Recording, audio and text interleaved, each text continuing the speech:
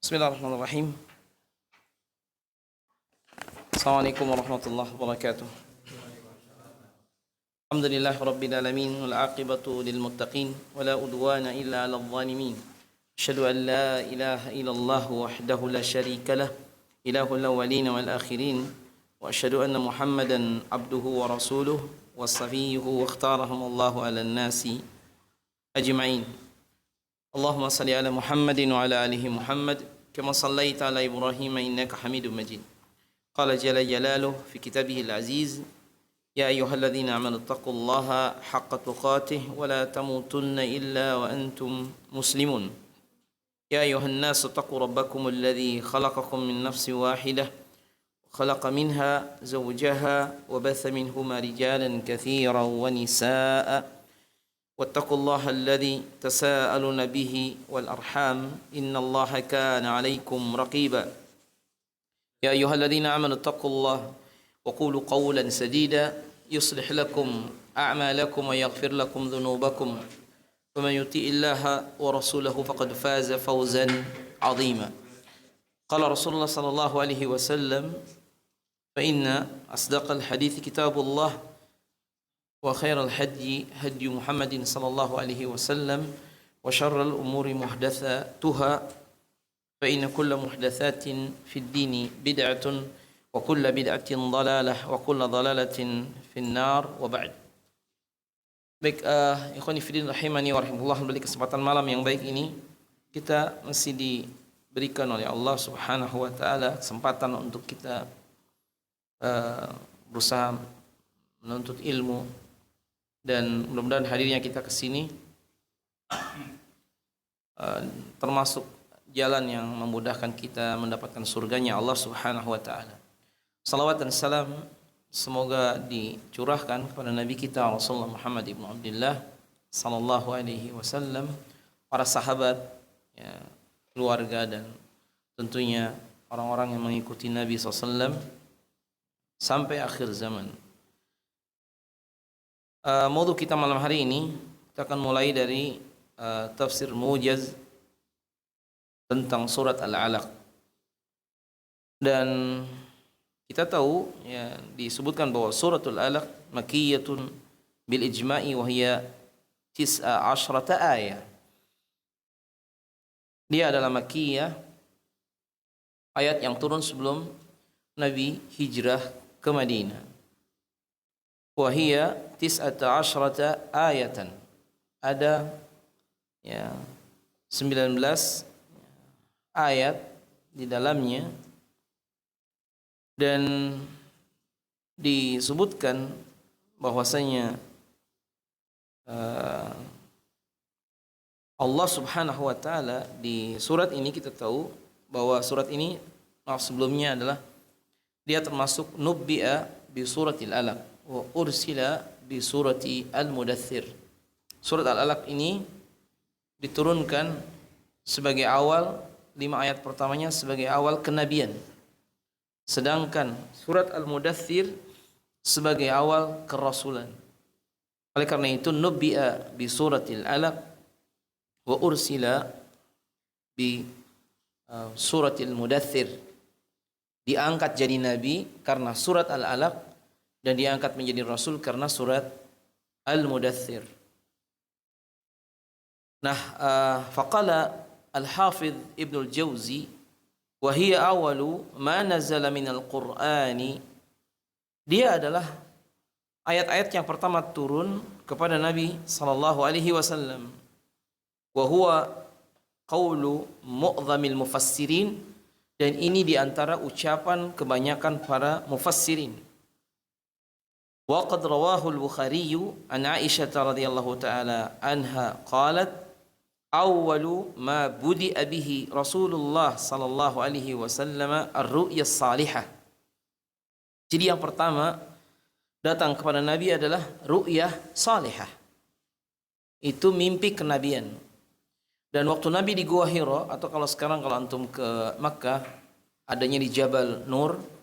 Di Makkah itu ada 5 jabal atau 5 gunung yang banyak dikenal, ya, yang sering diziarahi atau yang sering datangi jamaah umrah.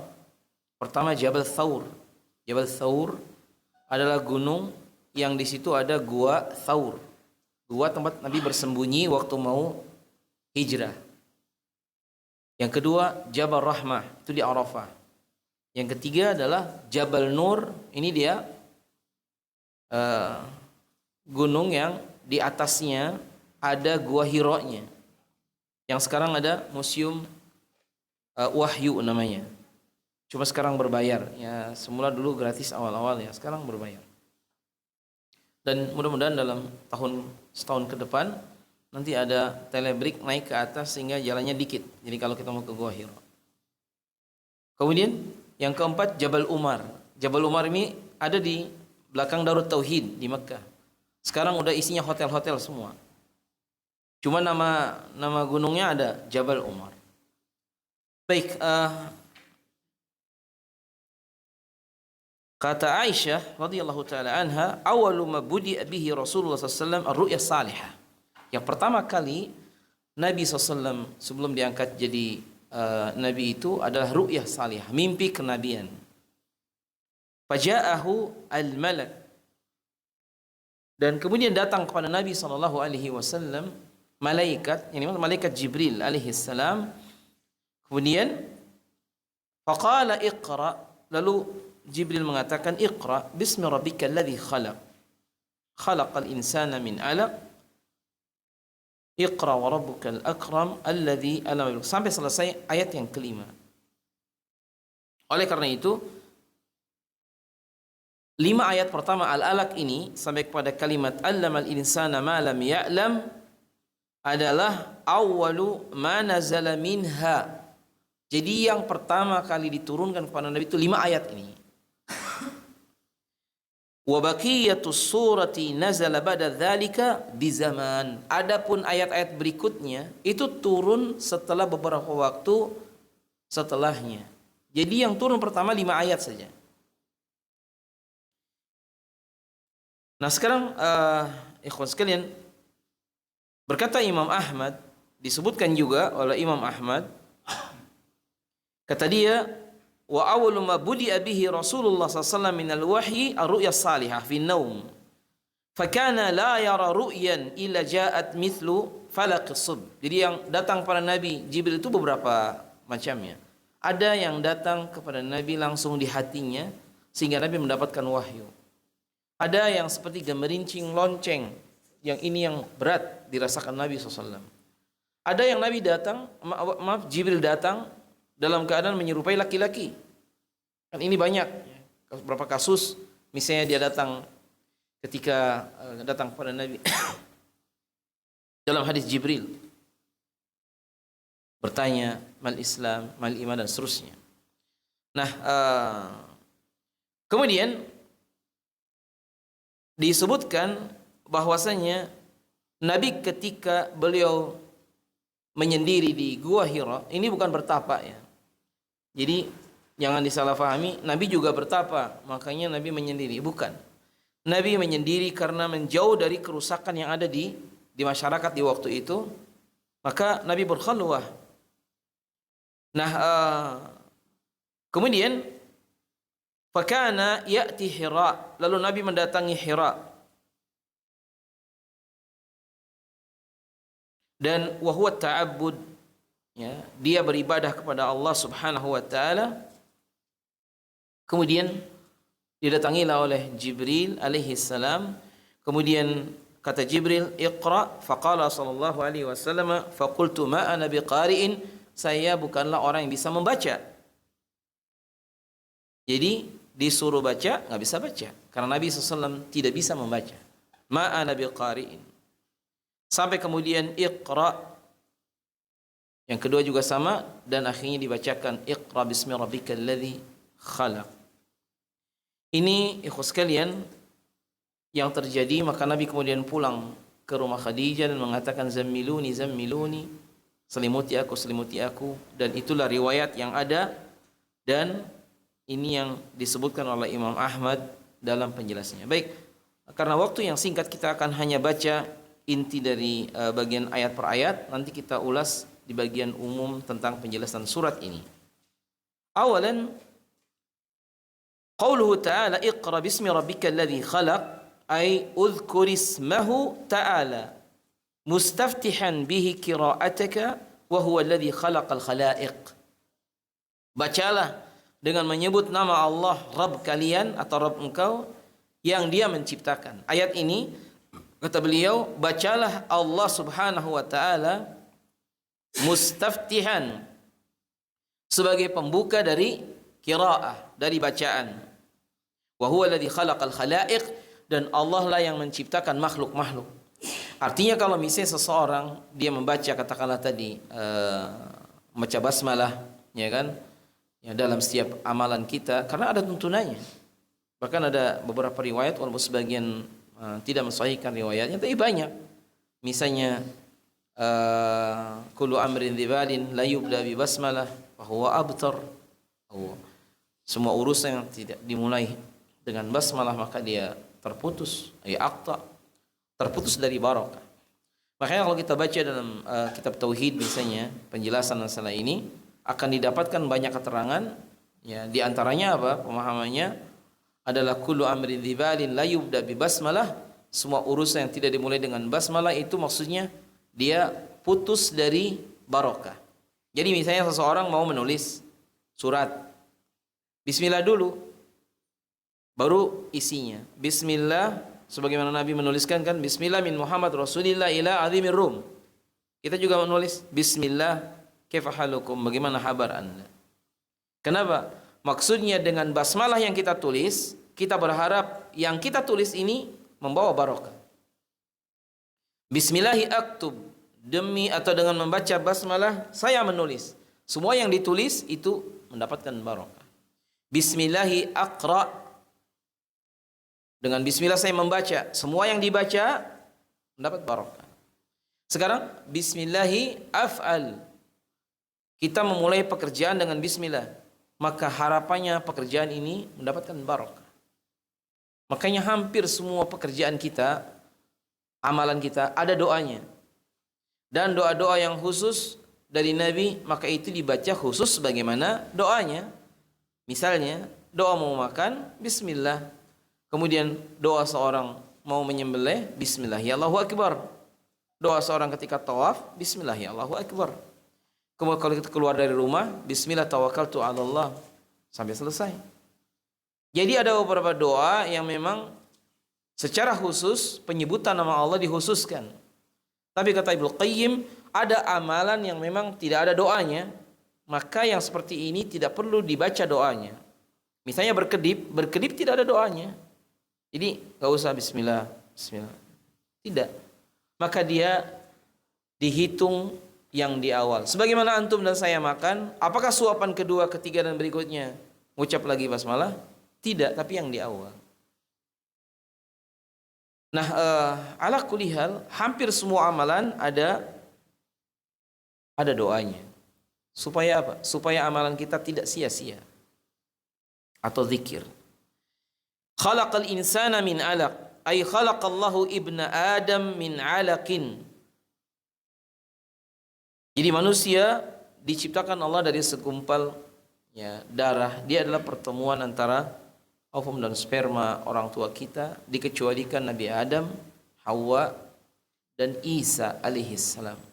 Adapun kita semua sebabnya adalah tadi, wal alaqatu ad-damul jamidul ladzi lam yaybas. Jadi darah yang kental ini disebut dengan alaqah. Wa qad qala Abdullah bin Mas'ud radhiyallahu taala anhu, katanya haddatsana Rasulullah sallallahu alaihi wasallam wa huwa sadiqul masduq, inna ahadakum yujma'u khalquhu fi batni ummihi 40 yawman nutfah. Jadi kita diciptakan oleh Allah 40 hari nutfah dulu. Terus habis itu apa? Tsumma yakunu 'alaqah. Maka jadilah kemudian 'alaqah, karena memang dia menggantung di rahim. Setelah itu apa? Tsumma yakunu mudghah mithla dzalik. Jadi 40 kali 3 120 hari. Makanya 120 hari ditiuplah yursalu ilaihi malak fayanfukhu fihi ruha. ditiuplah ruh di usia berapa? 120. Makanya idza saqatal janin, kalau janin ini dia keguguran di usia 120 hari, maka kita memandikan, menyolatkan dan menguburkan karena dia sudah ada nyawanya.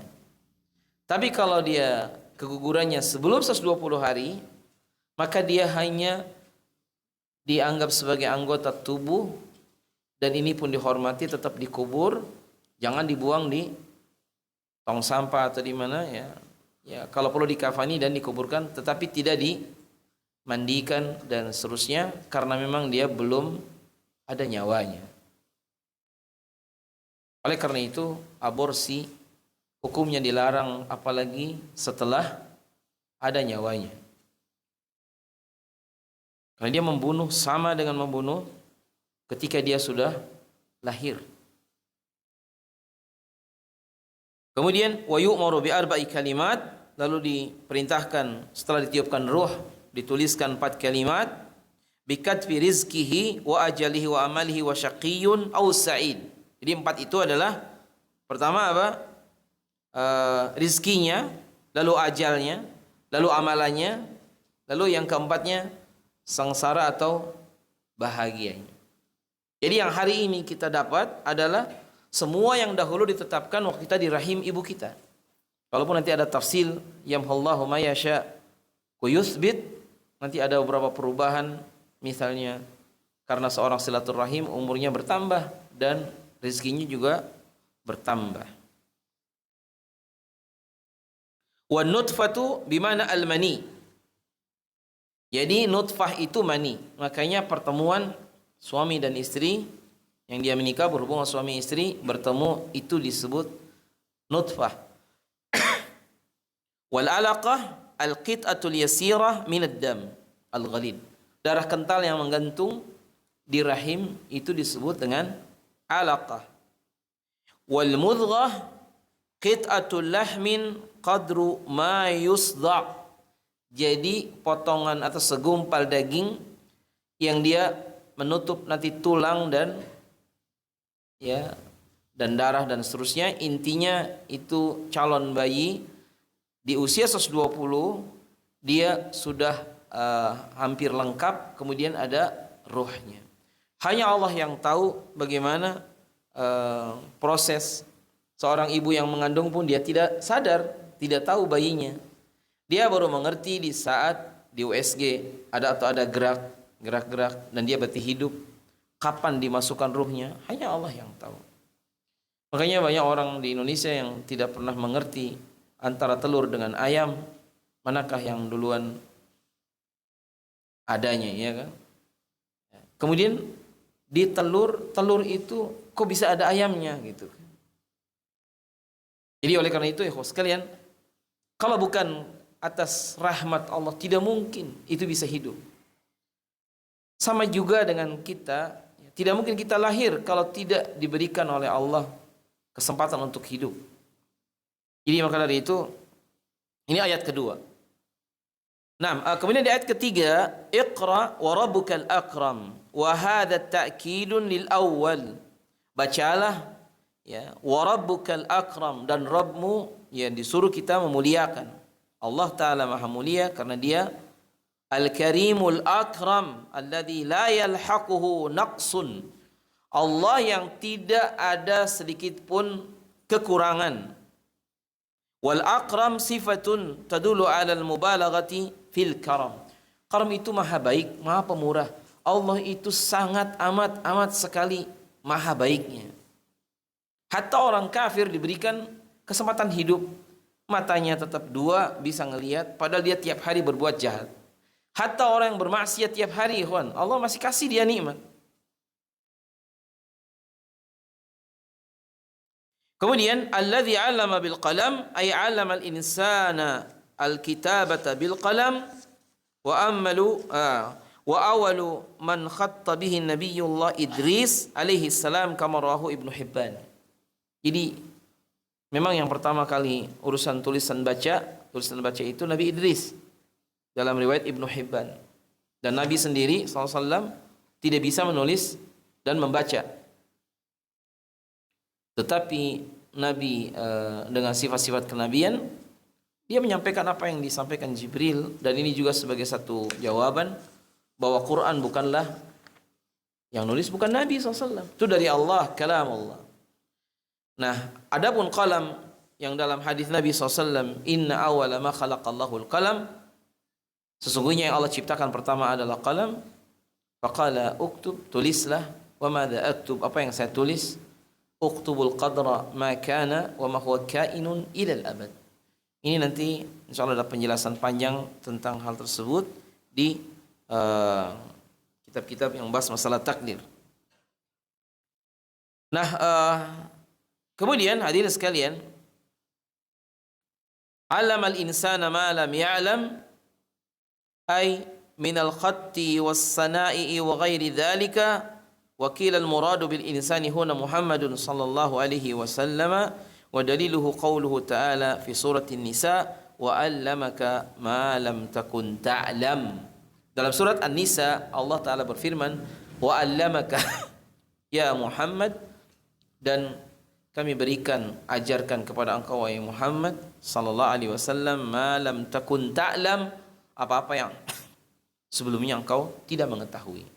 Tapi intinya Allah Ta'ala yang mengajarkan kepada kita apa-apa yang tidak kita ketahui, sehingga kita pun mendapatkan ilmu, dan itulah keutamaan Allah. Makanya Syekh Nasir Al-Albani mencari ilmu atau menuntut ilmu itu sama dengan jihad. Dan betapa kita dari lahir kita nggak ngerti apa-apa. Begitu kita lahir dan hari ini sudah segede ini, bahkan setua ini, kita diberikan ilmu, dan itu adalah rahmat yang Allah berikan. Makanya Ibnu Qayyim menyebutkan antara ilmu dengan harta tak ada bandingannya. Jadi kalau seorang disuruh memilih, jelas dia memilih ilmu daripada harta. Di samping harta itu ya akan habis kalau dibagikan. Kalau ilmu tidak, dia akan makin banyak. Kemudian orang yang punya harta banyak umumnya bisa jatuh kepada riya atau ujub, atau kadang dia jatuh kepada sum'ah. Beda dengan orang ilmunya banyak. Termasuk juga kalau harta dibagikan akan habis, kalau ilmu tidak akan habis. Kemudian juga umumnya ikhwan, orang yang mencari harta kadang dia nggak pernah puas umumnya, ya kan? Sebetulnya ilmu juga tidak pernah puas. Nah, cuma bedanya ketidakpuasan dalam hal harta sampai diingatkan oleh Allah, alhaakumut takatsur hatta zurtumul maqabir. Sementara untuk ilmu wajib kita tidak pernah puas.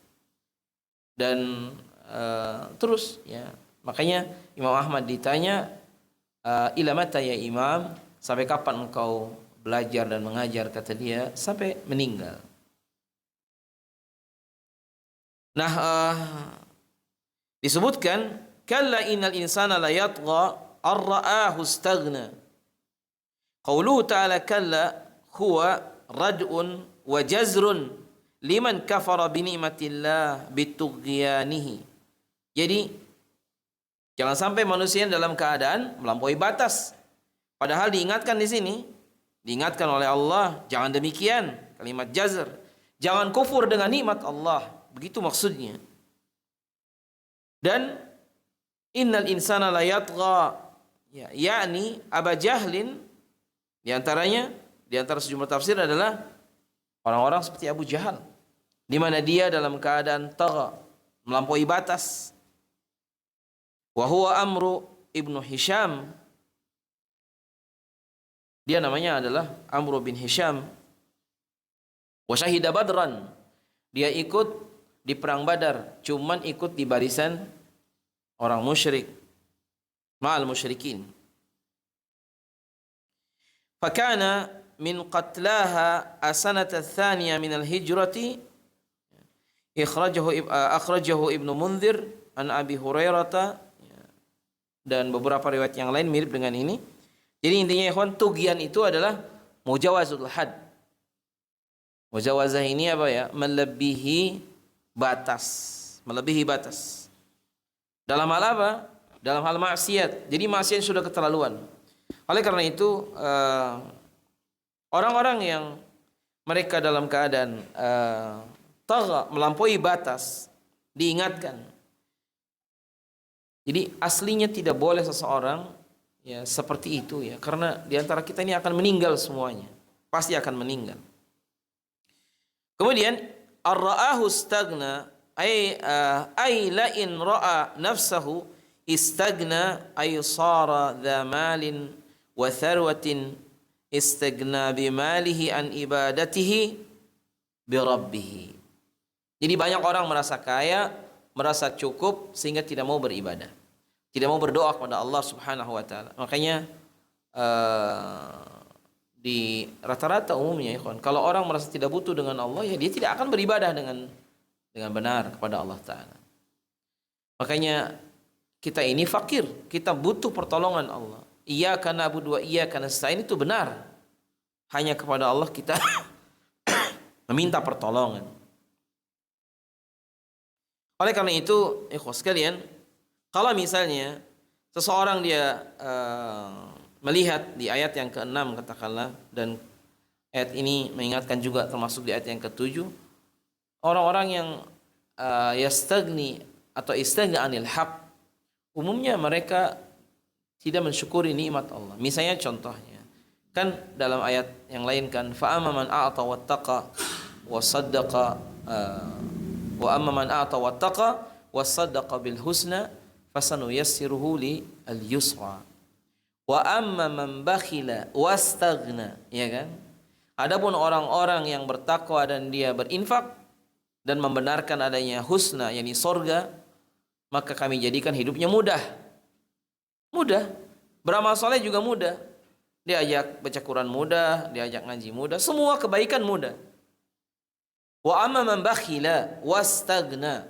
Adapun orang yang bakhil dan orang yang istaghna anil haq, mereka itu merasa cukup dari Allah, dari kebenaran dan yang lain, maka fasanu yassiruhu lil usra. Kami jadikan hidupnya dalam keadaan sulit.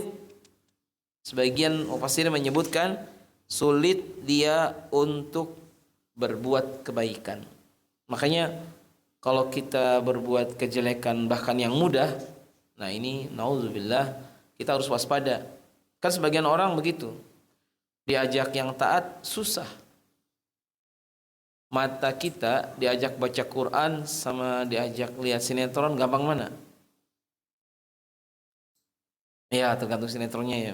Umumnya kadang-kadang orang untuk lihat main bola itu bisa bangun jam 3, ya kan? Kadang-kadang diajak sholat malam belum tentu bisa. Saya pernah lewat satu tempat nih, Wan. Di tempat tadi rupanya ada wayang yang tipis itu, wayang orang, wayang kulit. Ada bapak-bapak yang udah berdiri, habis isya nampaknya di situ. Waktu kita sholat subuh, itu beliau acaranya belum selesai dan masih berdiri di situ. Istiqomah, dia itu sabar. Nggak sabar juga nggak pas ya. Tekun ya. Jadi dia bertahan di situ, padahal nggak ada tempat duduk. Mungkin dia duduk semalaman atau dia pergi dulu, Allah. Atau barangkali pas kebetulan aja saya ke situnya lewatnya malam dengan pagi. Tapi intinya kadang-kadang orang untuk berbuat yang begitu dia mudah. Jadi la in ra'a nafsahu istagna, katanya. Kalau dia melihat dirinya, dia merasa cukup. Maka dari itu orang yang merasa cukup tidak butuh dengan Allah, maka dia tidak akan berdoa kepada Allah Ta'ala. Kita ini harus merasa fakir. Ya. Nah kemudian inna ila rabbika ruj'a, wa ruj'a ay ruju' wal marji', ya, wa fihi wa'idun lit-taghi al-mustagni. Ayat ini sebagai wa'id, ancaman kepada orang yang melampaui batas. Kenapa? Inna ila rabbika ruj'a. Sesungguhnya semua kita akan kembali kepada Allah. Baik mukmin atau kafir akan kembali menghadap Allah semuanya. Kalau kembalinya kepada Allah, maka di sana akan ada hisab.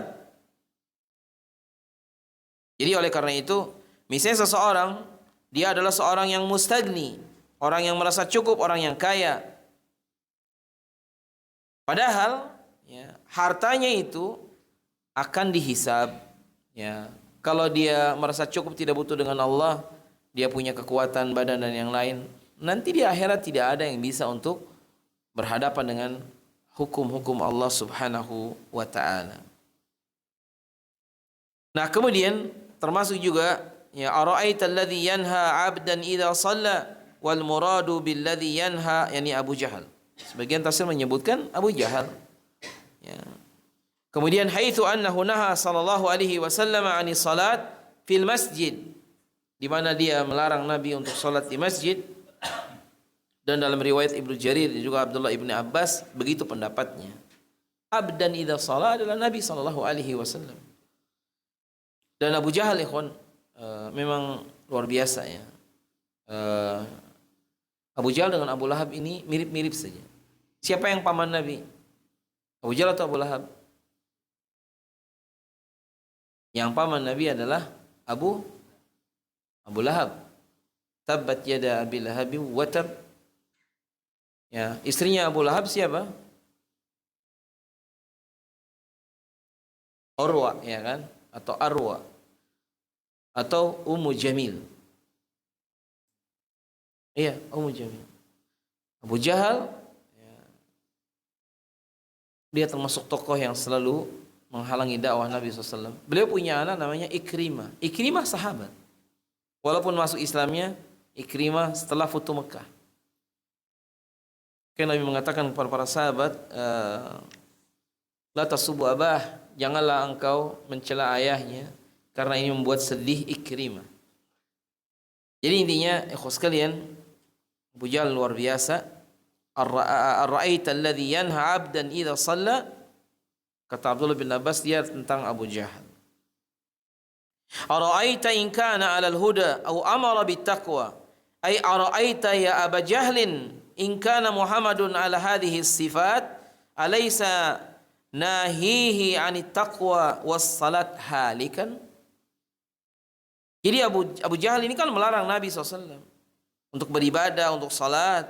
Ara'aita in kana 'alal huda, bukankah engkau melihat dia dalam keadaan di atas hidayah? Aw amara bittaqwa, bukankah Nabi SAW menyuruh untuk bertakwa? Jadi kenapa kamu menghalanginya padahal Nabi itu semuanya baik? Kalau ini yang dikerjakan, halikan lak, maka celaka bagi engkau. Oleh karena itu ikhwan, orang-orang yang melukai Nabi, bermaksiat kepada Nabi, sesungguhnya mereka itu seperti orang yang mendaftarkan diri kepada kecelakaan. Orang yang memaksiati Nabi itu seperti dia daftar menjadi penduduk atau menjadi orang yang celaka nanti. Jadi oleh karenanya ini tafsir sangat singkat begitu ya. Jadi seperti itu. Kemudian ara'aita in kadzdzaba wa tawalla alam ya'lam bi anna Allah yara, yani Aba Jahlin haitsu kadzdzaba bi kitabillah azza wa jalla wa a'rada 'anil iman wallahu ta'ala yarahu wa ya'lamu fi'lah wa hadha tawbikhun li Abi Jahlin wa man ma'ahu. Jadi ini taubih, kalimat yang menjelek-jelekan Abu Jahal dan juga orang-orang yang seperti dia ya. Ketika ara'aita in kadzdzaba wa tawalla, mulai mendustakan dan berpaling, alam ya'lam bi anna Allah yara, bukankah Allah Maha tahu? Ini pun layak untuk kepada kita ya kawan, untuk ayat yang ini. Alam ta'lam, alam ya'lam bi anna Allah yara, bukankah Allah Ta'ala melihat kita? Walaupun nggak ada CCTV, nggak ada apa, kalau Allah melihat kita. Oleh karena itu, Abu Jahal ini haitsu kadzdzaba bi kitabillah, atau orang-orang seperti dia, ketika mendustakan kitab Allah, wa a'rada 'anil iman, lalu menolak keimanan, memilih kekafiran, Allah Ta'ala yarahu wa ya'lam, Allah itu Maha tahu dan juga Maha melihat apa yang dikerjakan.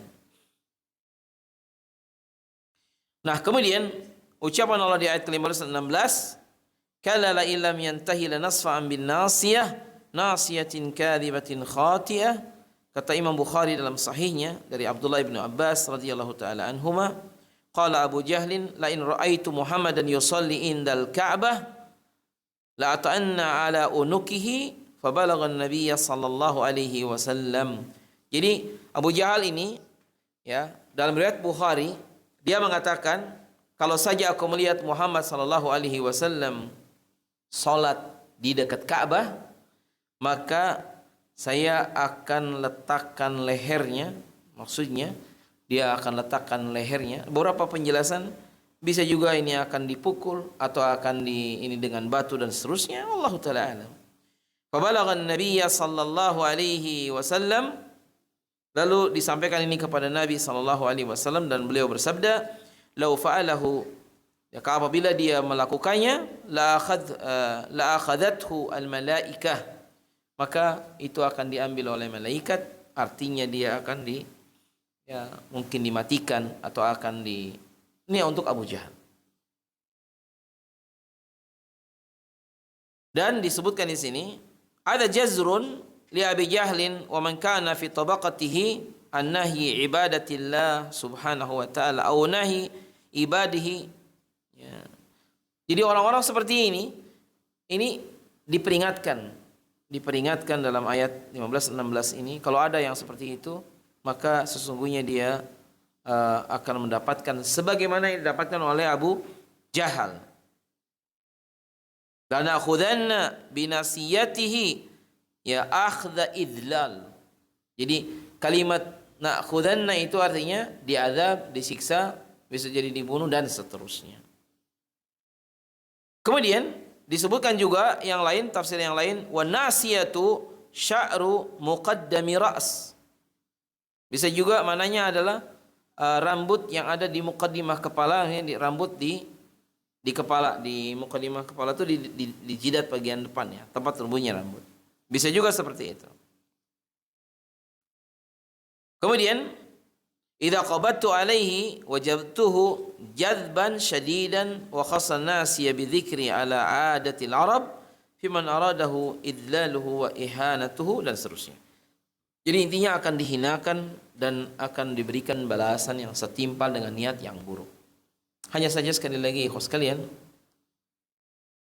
Abu Lahab kan kita tahu kan, ketika Allah berfirman tabat yada abi lahabi wa tab, kenapa yada di situ kedua tangan Abi Lahab? Tabat yada abi lahabi wa tab. Tafsirnya kita tahu karena kedua tangan Abu Lahab digunakan untuk selalu menghalangi Nabi dan mencelakakan Nabi. Makanya tabat itu doa, semoga kebinasaan. Yada kepada kedua tangan Abu Lahab, karena kedua tangan mewakili perbuatan-perbuatan buruk umumnya dengan tangan. Watab sekarang sudah binasa. Jadi dalam satu ayat ini, yang depan kata Syekh Utsaimin itu doa, yang belakang benar-benar binasanya. Ma aghna anhu maluhu wa ma kasab. Tidaklah bermanfaat harta dia dan apa yang dia usahakan. Dalam tafsirnya, harta dan anak-anak salah satunya. Karena anak-anak atau anak adalah usaha orang tua, dan betul anaknya pun masuk neraka. Jadi tiga-tiganya tuh, Ummu Jamil, Abu Lahab dan anaknya. Karena anaknya ingin membunuh Nabi juga, akhirnya anaknya dimakan serigala. Ringkasnya begitu terakhirnya. Di dunia dihinakan, di akhirat lebih dihinakan. Bahkan nama dia turun dalam satu surat, dia dan istrinya juga disebut, dan anaknya disebut tersirat. Dan dibaca kaum muslimin, imam-imam masjid ketika membaca ayat ini. Padahal turunnya ayat ini, dia dan keluarganya masih hidup semua. Makanya sahabat yakin Abu Lahab dan istrinya juga tidak akan pernah masuk Islam. Karena turunnya ayat ini dia masih ada, masih hidup maksudnya.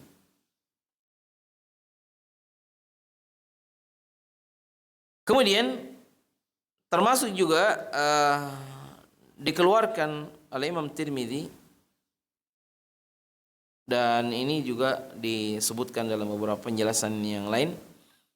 Ya, makanya ada di ayat ke-18-nya kan, disebutkan Zabaniyah, sanad Zabaniyah itu malaikat yang disebutkan dalam tafsir dia Gilad, Asyidad, ya. Malaikat yang sangat luar biasa, ya, sangat tegas, kasar dan seterusnya. Nah, faliyad'u nadiyah ay faliyad'u ahla majlisihi wa ashiratahu falyastansir bihim wa hada ala sabili tahakkum wa akhrajahu Tirmidzi wa ghairuhu an Ibnu Abbas radhiyallahu taala anhu wa ardhah. Katanya dikatakan kana Nabi sallallahu alaihi wasallam yusalli fajaa Abu Jahlin faqala alam anhaka an hadha fajazarahu Nabi. Jadi Abu Jahal ini kan sudah melarang Nabi salat. Maka dia membentak Rasulullah sallallahu alaihi wasallam. Lalu kemudian dia mengatakan, "Bukankah saya sudah melarang engkau untuk melaksanakan ini?" Kemudian fajazarahu Nabi sallallahu alaihi wasallam faqala Abu Jahlin innaka la ta'lama ma biha nadin aktsara minni fanazalatil ayah. Jadi intinya memang ini kelakuan orang-orang yang mereka seperti Abu Jahal, luar biasa permusuhan kepada Islam. Nah, di ayat yang ke-19-nya tadi ya, kala la tuti'hu wasjud waqtarib, maksudnya dikatakan di sini fima da'aka ilaihi min tarkis salat, ya. Jadi ketika Abu Jahal melarang jangan salat, ya nggak akan ditaati, tetap dia salat. Laisal amru ala ma yadhunnuhu Abu Jahlin fala tuti'hu. Siapa yang bisa atau siapa yang berhak melarang Nabi salat? Apalagi orang seperti Abu Jahal. Maka dari itu kemudian wasjud ay salli lillahi ta'ala, maka salatlah untuk Allah, sujudlah, waqtarib ay taqarrab ila Allah azza wa jal bi ta'ati wal ibadah. Dekatlah kepada Allah dengan cara ketaatan dan beribadah. Oleh karena itu disebutkan di sini walaysa, katanya, qurbullahu ta'ala wala bu'duhu min tariqit tulil masafati wa qisariha walakin ala ma'na al-karamati wal hawan wal muti'u qaribun minhu bila kaifin wal 'asi ba'idun anhu bila kaif. Semua ketaatan ikhwan itu taqarrub, dan semua maksiat itu berarti apa? Menjauh kepada Allah. Jadi kayak malam ini kita ngaji, ini kita lagi taqarrub, berarti kita mendekat kepada Allah. Kalau kita maksiat, kita menjauh dari Allah, berarti kita sedang menjauh dari surga. Jadi semua ketaatan mendekatkan kita kepada kebaikan dan akan menjadikan setiap kita dalam keadaan semakin kita taat berarti semakin dekat dengan Allah. Dan ini masalahnya, kadang kita tidak memikirkan seringnya kita nampaknya kita tuh kan seperti tidak ada hubungan apa yang kita kerjakan dengan akhirat, padahal ada. Ikhwan sekalian, ucapan Allah Subhanahu wa taala seperti yang tadi di awal ya, abdan idza shalla, seorang hamba ketika dia melaksanakan salat. Kemudian juga ara'aita in kana 'alal huda, bagaimana pendapat engkau, ya. Artinya jika Nabi SAW yang dilarang salat, ya, waktu itu ternyata 'alal huda, di atas petunjuk. Sekarang orang-orang dahulu ikhwan di zaman jahiliyah, Nabi kan dikenal dengan Al-Amin, betul tidak? Kapan itu? Sebelum risalah kenabian datang. Ya kan? Setelah Nabi mendakwahkan tauhid, Al-Aminnya kan digeser jadinya. Jadinya kadzib, sahir, sabi', julukan-julukan yang tidak layak. Jadi Nabi SAW sebelum mendapat risalah dari Allah sudah dikenal sebagai Al-Amin. Jadi karena dakwah tauhid saja kemudian intinya Nabi SAW dibenci, bahkan diusir dari Makkah dan seterusnya. Intinya ya sekalian, sanad Zabaniyah tadi sebagai satu ini, bahwa kami akan panggil Zabaniyah, kemudian dia akan menyiksa orang-orang yang dia berdosa, ya. Jadi kalaulah Abu Jahal, dia panggil teman-temannya atau orang-orang yang semisal dengan dia, tetap tidak akan bisa menyelamatkan apa yang Allah Subhanahu wa taala telah tetapkan. Oleh karena itu, sebagai tambahan saja bahwa di surat Al-Alaq ini, sekali lagi, di riwayat Bukhari dalam riwayat Bukhari ada tafsir yang lebih tafsir dari yang tadi, ikhwan, atau lebih rinci. Katanya, awalu ma budi'a bihi Rasulullah sallallahu alaihi wasallam, yang pertama turunnya pada Nabi SAW adalah ru'ya salihah. Bismillah. Iya. Nah, kemudian seperti riwayat yang tadi kita baca di setelah ini atau sebelum tadi ya. Jadi Nabi Shallallahu Alaihi Wasallam kan dalam keadaan tidur kemudian bermimpi. Adapun falak subuh seperti cahaya subuh dan hanya Nabi tentu yang tahu. Dan ini sekarang banyak orang mendustakan juga, dianggap bahwa saya juga bermimpi seperti Nabi bermimpi. Jadi ada yang bertapa di pegunungan Dieng katanya, lalu mengaku didatangi oleh Jibril. Ini juga pasti dusta ya, pasti enggak ya, atau pasti dia bohong. Kemudian intinya Nabi SAW tadi berkhalwat, kemudian datanglah malaikat, dan itulah yang pertama kali datang pada beliau, dan dia adalah Jibril alaihissalam. Dan Jibril ini sekali lagi beliau datang kepada Nabi SAW untuk awal pertama kalinya, dan itulah awal kenabian. Makanya pernah di riwayat yang lain disebutkan bahwasanya kana sallallahu alaihi wasallam yaqul, adalah Nabi bersabda, sayakhruju ba'di, akan datang nanti setelahku meninggal, kadzabun wad dajjalun qaribu minats 30, akan datang para pendusta yang mengaku sebagai nabi, jumlah mereka berapa? Dekat ke 30 orang.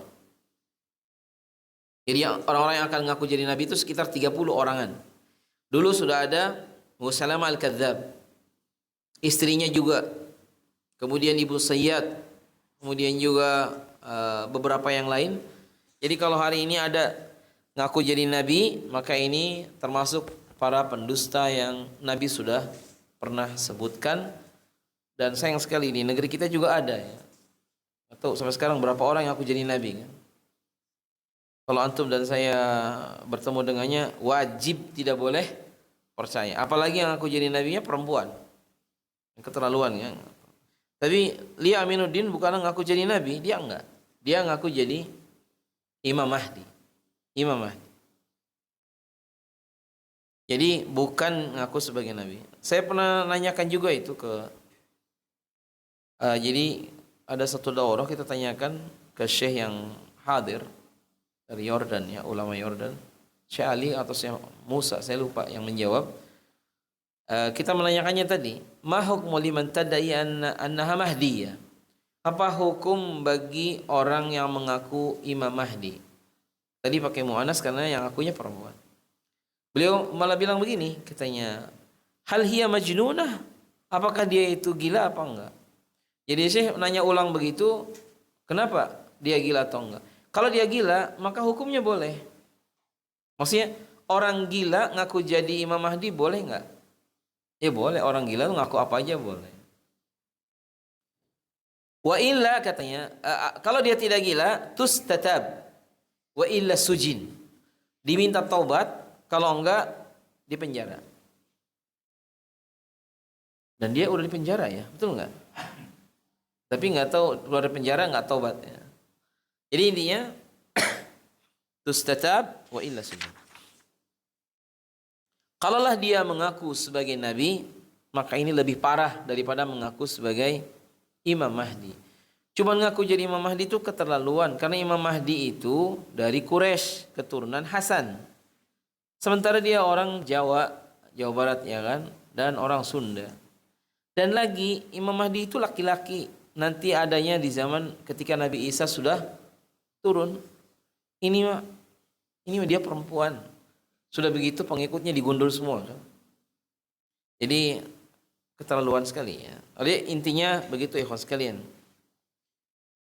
Dan di bagian akhir ketika disebutkan tentang ayat-ayat yang tadi,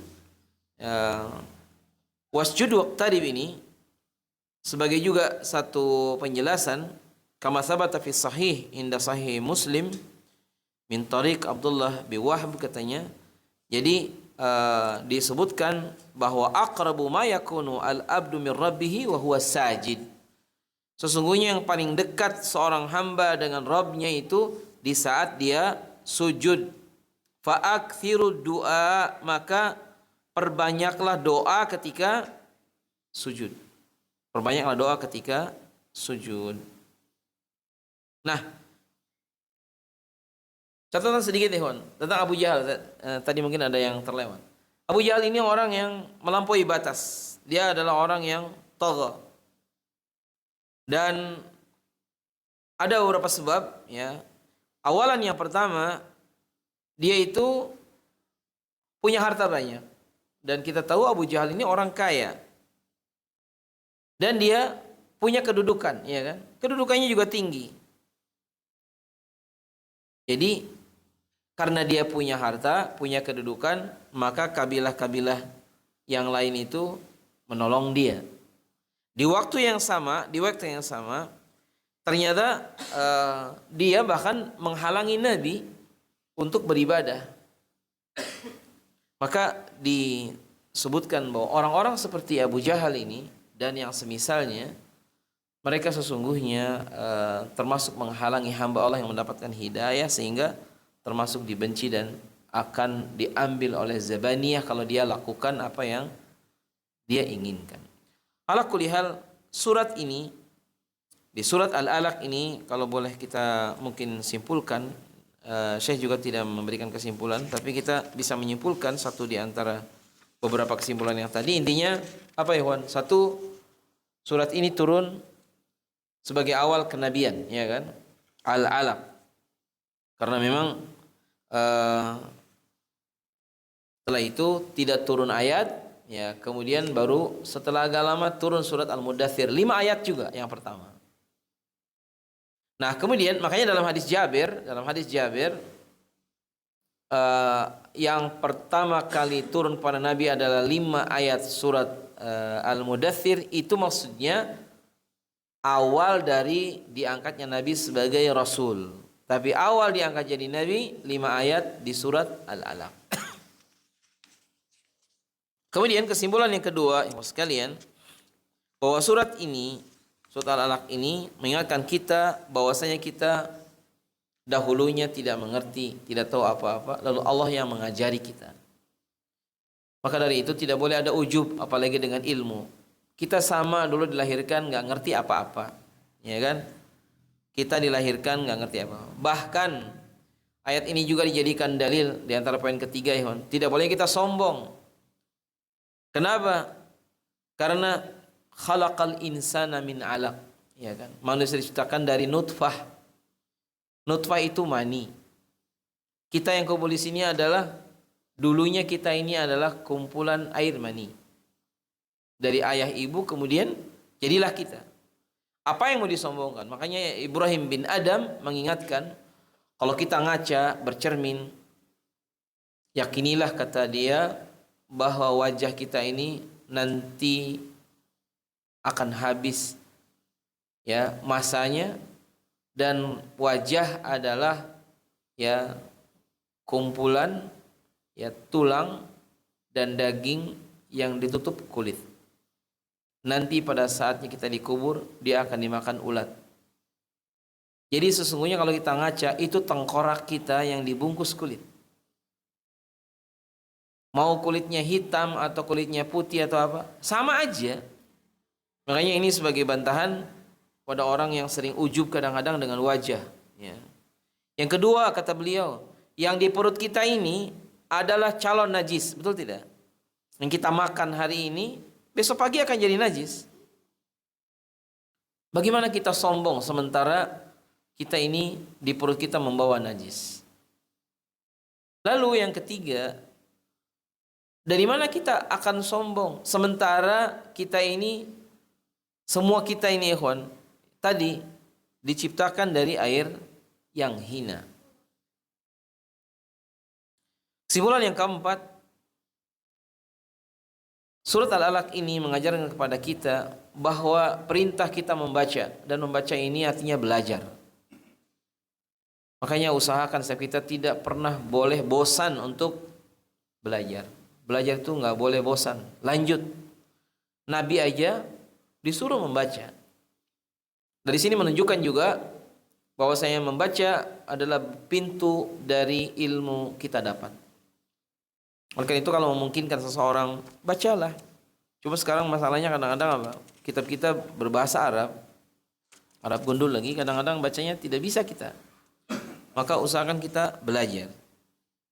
Termasuk juga ikhwas sekalian, ya, larangan atas kita untuk bersikap merasa kaya atau merasa cukup dari Allah. Ini nggak boleh juga. Istaghna 'anil haq, merasa cukup dari kebenaran sehingga dia menolak kebenaran sebagaimana Abu Jahal menolak kebenaran.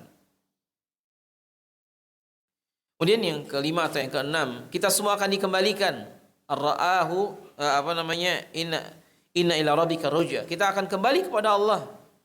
Kita tidak akan di dunia terus, kita akan meninggal, akan kembali kepada Allah Subhanahu wa ta'ala. Dan poin yang keenam atau ketujuh, ya, larangan bersikap seperti Abu Jahal dan kawan-kawannya dan sejenis dia. Ya, melarang Nabi salat, melarang para sahabatnya mengerjakan ibadah. Karena dulu di awal-awal ketika Islam datang, benar-benar luar biasa ujiannya.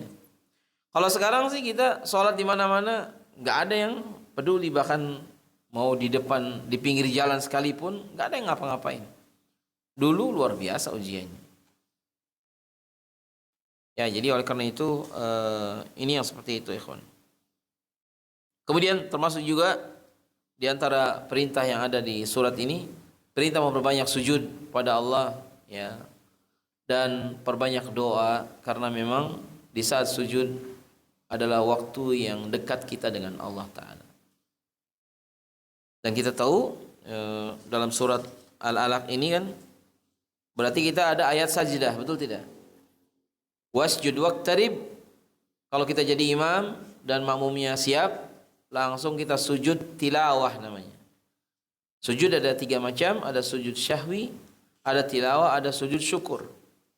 Sujud tilawah dan sujud syukur bedanya di mana? Kalau sujud syukur, setiap dapat nikmat yang mungkin kita dapat, boleh kita bersyukur. Contoh ikhwan yang nggak jadi naik pesawat yang jatuh di laut, ya kan? Dia terlambat datang ke bandaranya, padahal dia sudah siapkan semuanya. Terlambatnya nggak banyak lagi, kayaknya 5 menit, tapi pesawatnya udah take off. Setelah dia mendengar kabar, dia sujud syukur. Maksudnya bukan sujud syukur kecelakaannya, ikhwan. Dia tidak jadi naik pesawat tadi. Boleh seperti ini. Sujud tilawah di luar salat dan dalam salat sama.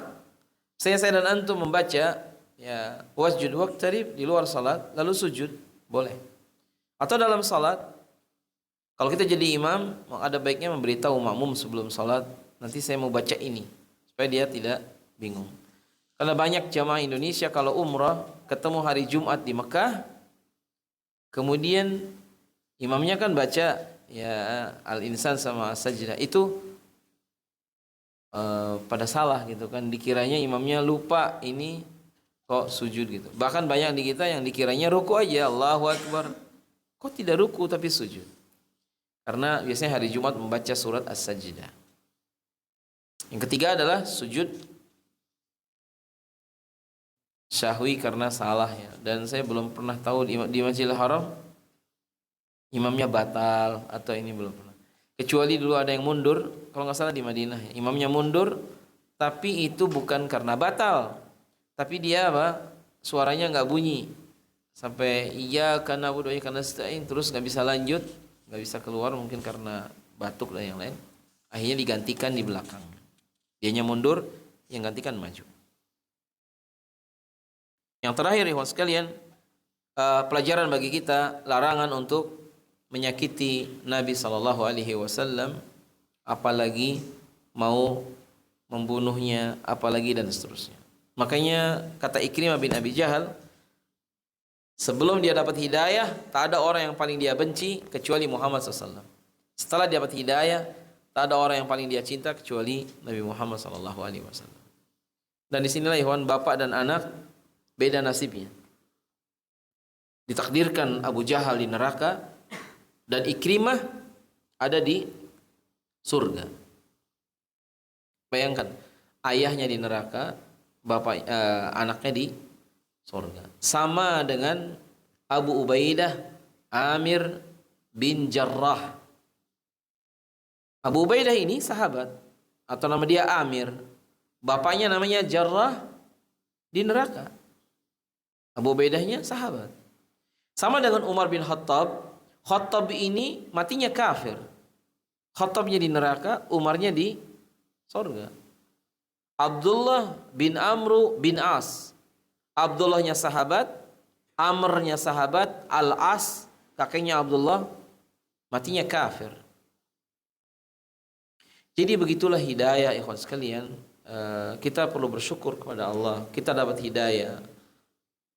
Anak-anak kita usahakan jaga agar mereka tetap dapat hidayah.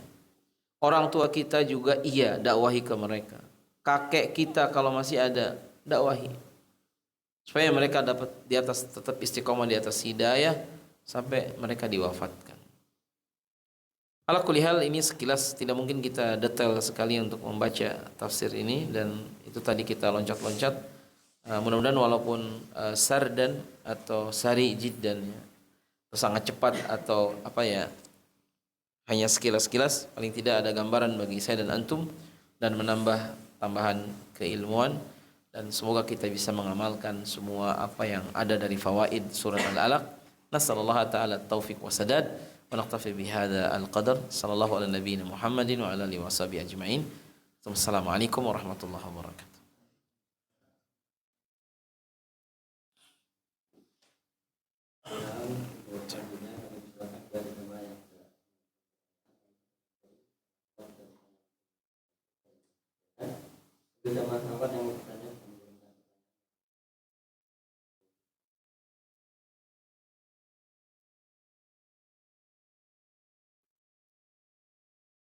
Waalaikumsalam warahmatullahi wabarakatuh. Fadal Pak. Berkaitan dengan penciptaan manusia ya, dari suku Padang. Tadi disebutkan bahwa setelah 120 hari disebutkan dalam dan sebabnya antara lain jarang melakukan aborsi. Ini apakah ada pengecualian terhadap kalau dari hasil observasi dari medis itu misalnya, Ya. apabila Bismillah. diteruskan bayi ini bisa membahayakan, bisa membuat orang tuanya juga meninggal. Ya. Itu dulu. Ya, assalamualaikum. Ya, tentang masalah sakat al-janin dan beberapa istihad para ulama itu dibahas masalah tadi juga, dan ada istihadat para ulama, dan itu dibolehkan untuk mengambil maslahat mana yang paling banyak. Kalau misalnya kata ulama tabib atau dokter spesialis mungkin yang menangani, sangat besar kemungkinan ibunya akan meninggal kalau dia ini dilanjut, maka dibolehkan di waktu itu mendahulukan yang sudah jelas kehidupannya ini ibunya diselamatkan. Berarti diaborsi anak tadi. Ya, itu dengan syarat apa? Orangnya memang muahhal di bidangnya, atau dia adalah dokter spesialis yang mengetahui hal tersebut. Kalau misalnya 50-50, kemungkinannya ini, kemungkinan ini ada, kemungkinan ini ada, Allahu taala alam.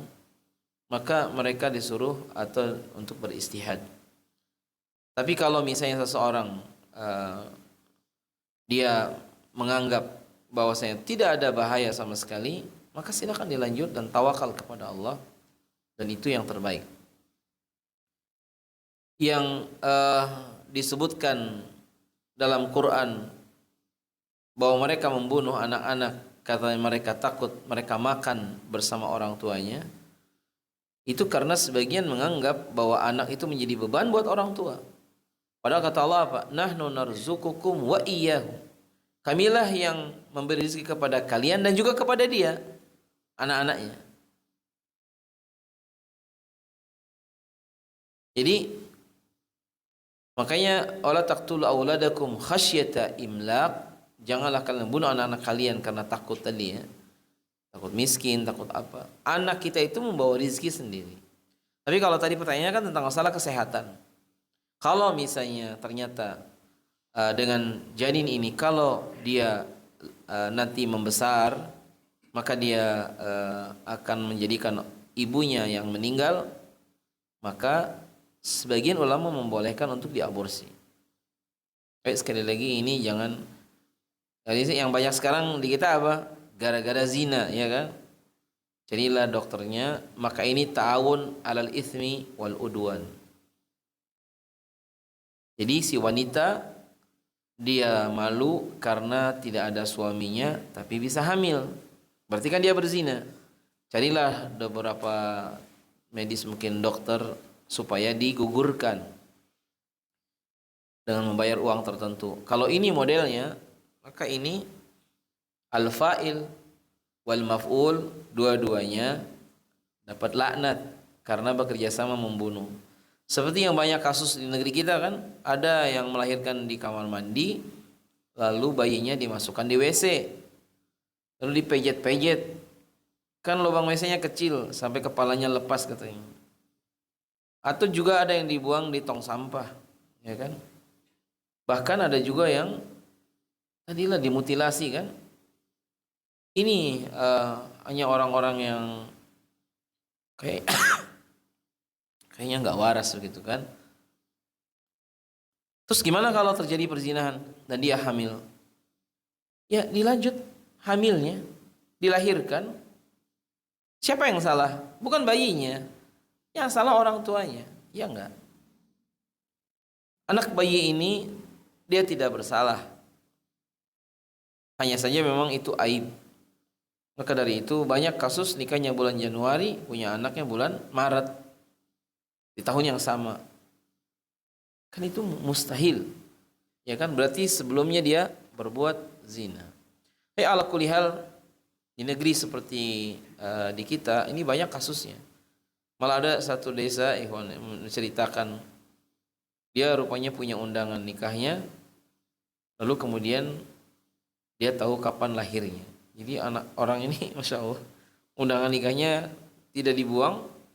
Tuh Ustadz fulan ini nikahnya tanggal sekian, tapi istrinya sudah melahirkan cuma 4 bulan setelah pernikahan. Berarti kan bermasalah ini. Jadi ala kulli hal, kalau yang tadi yang saya tahu begitu Pak. Jadi itu babnya, ranahnya adalah ijtihad. Ijtihad ya atas orang yang dia mengilmuinya. Jadi kalau nggak ada keterangan dokter yang khusus kekandungan misalnya, maka tidak boleh seseorang untuk melakukan, apalagi itu urusan nyawa. Jadi yang kami tahu cuma itu. Tapi kalau kita bisa tawakal sekiranya ini udah bismillah. Ternyata meninggal juga ya ibunya dari bayi ini, qadarullah ma syaa fa'al. Kadang-kadang seperti itu. Jadi tidak mudah untuk mengambil tindakan. Mudah-mudahan sih tidak terjadilah yang begini-begini. Jadi susah jawabnya nanti kan. Masih ada? Silakan Pak. Waalaikumsalam warahmatullahi wabarakatuh. Antara pengukuhan Rasulullah Muhammad sebagai nabi dan sebagai rasul nanti ditandai 2 surat yang berbeda. Apa itu jaraknya dekat atau jauh? Yang pertama. Satu-satu ya kita jawab. Jadi yang penjelasan para ulama dalam hadis Aisyah dengan Jabir membedakan yang satu nubi'a, satu ursila. Nubi'a itu diangkat jadi nabi dengan surat Al-Alaq. Karena bunyinya tadi juga Iqra bismi rabbikal ladzi khalaq dan yang lain. Dan Nabi SAW setelah dapat 5 ayat ini kan pulang ke Khadijah dan Zamiluni. Adapun dalam riwayat Jabir ya intinya di situ awal pertama kerasulan adalah surat Al-Mudaththir. Ya ayyuhal mudaththir qum fa'anzir. Jarak dari pertama dan gini itu cukup lama. Tidak disebutkan berapa lamanya. Mungkin sebulan, 2 bulan, 3 bulan, wallahu taala alam. Tapi intinya Nabi disuruh berdakwah dengan Al-Mudaththir ini. Ya, dan ayat itu pun jelas ya. Ya ayyuhal mudaththir, wahai yang berselimut. Qum fa'anzir wa rabbaka fakabir wa thiyabaka fatahhir. Ya, warujza fahjur, sebagai bentuk peringatan bahwa berhala disuruh ditinggalkan. Ya, kemudian pakaianmu bersihkan, hatimu bersihkan dari syirik. Jadi itu perbedaan yang ada sehingga ayat itu urutan ayat bukan berarti urutan turunnya. Enggak ya, belum tentu.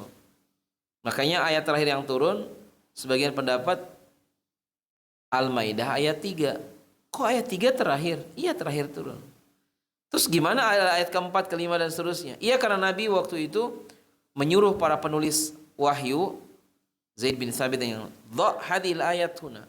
Letakkan ayat ini di sini, letakkan ini di sini. Jadi Nabi yang nyuruh. Makanya dalam surat Ar-Rahman, "Wa bi ayyi ala'i rabbikum tukadziban" diulang-ulang berapa kali. Itu Nabi yang memerintah. Juga ada ayat yang kadang bukan terbalik, memang ayatnya begitu. Innallaha khabirun bima ta'malun. Ayat yang lain, innallaha bima ta'maluna khabir. Makanya Al-Ikhlas ayatnya jelas, lam yalid wa lam yulad. Ada imam kemarin yang terbalik baca lam yulad wa lam yalid wa lam yulad. Ya salah kan, diingatkan oleh makmum. Imamnya gitu lagi, hafalan dia ternyata yang error. Ya kan? Dia menghafalnya kebalik-balik. Waktu selesai, kan sama artinya. Iya, tapi urutannya beda dan itu nggak boleh. Yang kedua apa tadi? Abu Lahab Iya. sama Abu Jahal itu sama-sama kafir, sama-sama menjahati Rasulullah. Iya. Tapi Nabi Abu Jahal kan saudara, Abu Lahab Pamannya Nabi Abu Lahab. pamannya. Dia kan yang Abu Jahal itu bukan. Mengapa yang Abu Lahab sampai diterbitkan dijadikan nama surat? Apakah itu karena ada urusan hubungan keluarga atau karena kejahatannya lebih parah? Mohon penjelasan. Terima kasih. Wassalamualaikum warahmatullahi wabarakatuh. Assalamualaikum. Iya, untuk Abu Jahal nama dia kan Amr bin Hisham. Nabi pernah berdoa, Allahumma izzal Islam bi ahabbi al-umarain. Ya Allah, muliakan Islam dengan salah satu dari 2 Umar. Satu Umar bin Khattab, satunya lagi Amr bin Hisham. Yang masuk Islam siapa? Umar bin Khattab. Maka Abu Jahal ini tidak akan pernah masuk Islam. Karena Nabi doanya kan gitu. Ya Allah, muliakan Islam dengan salah satu dari 2 Umar. Setelah Umar masuk Islam, Abu Jahal tidak akan pernah masuk Islam. Adapun penamaan Al-Lahab, Abu Jahal ini bukan paman Nabi, bukan. Cuma dia tokoh Quraisy dan luar biasa juga itu, punya pengaruh besar. Abu Lahab namanya disebutkan di dalam Al-Quran. Sebetulnya kalau kata tafsirkan, kan tabat yada abi lahabi watab.